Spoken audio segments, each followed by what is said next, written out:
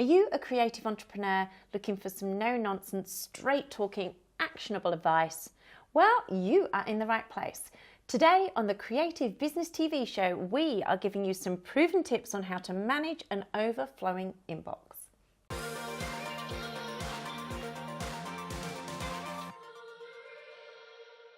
Hello and welcome to a little segment of our show we like to call Ask Kylie. I'm your host, Kylie Carlson, and in this episode, I'm taking a question from Grace, who is a graphic designer from Dartford.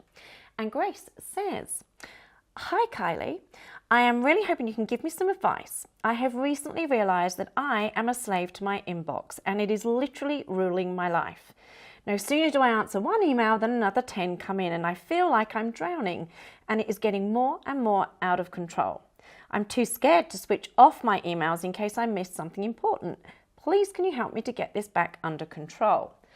Okay, Grace, I'm so sorry that you're having such a hard time with your inbox.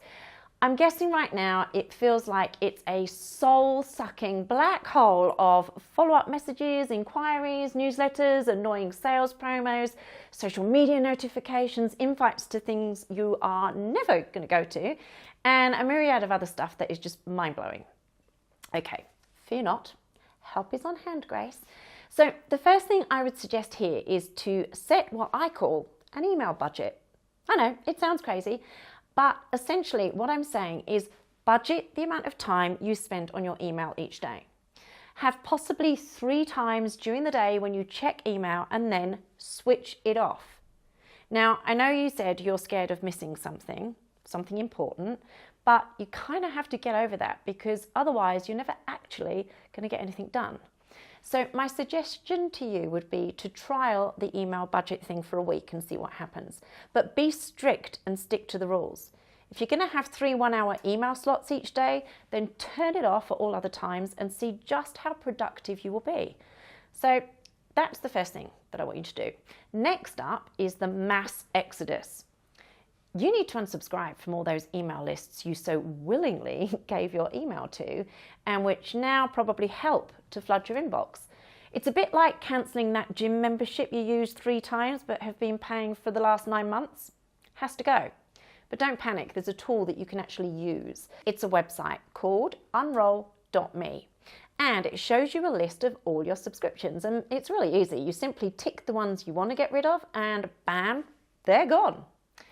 Next is your approach. You need to approach your emails in terms of how long it's going to take you to reply to them. I call it the 3-minute rule. If it will take less than 3 minutes to answer, just get it done.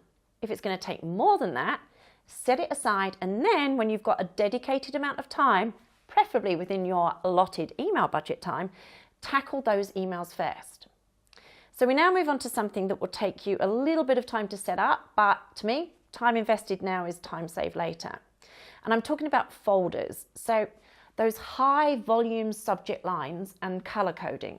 Trust me, honestly, it's going to change your inbox for the better. So let's start with the high volume subject lines. So for any topic that is generating a lot of email, and for me, that would be things like the Wedding Business Magazine, course materials, virtual campus and advisory board would probably be some of my top ones.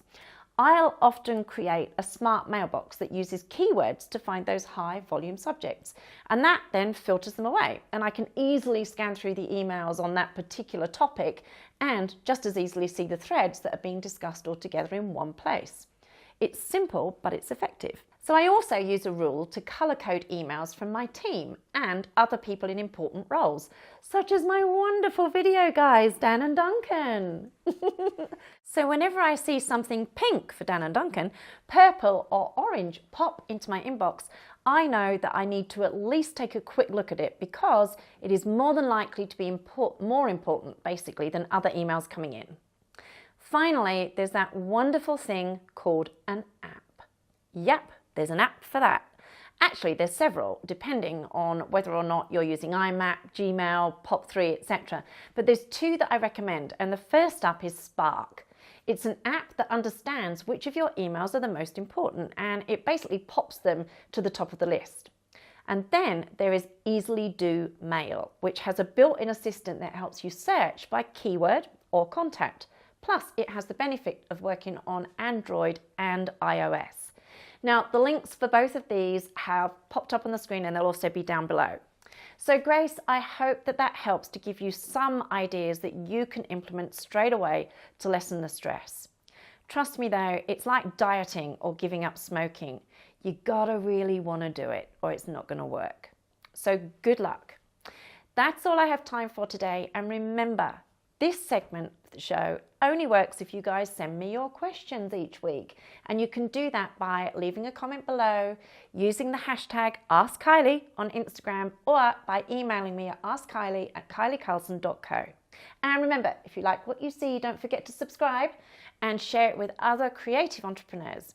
See you next Wednesday for another episode of Ask Kylie.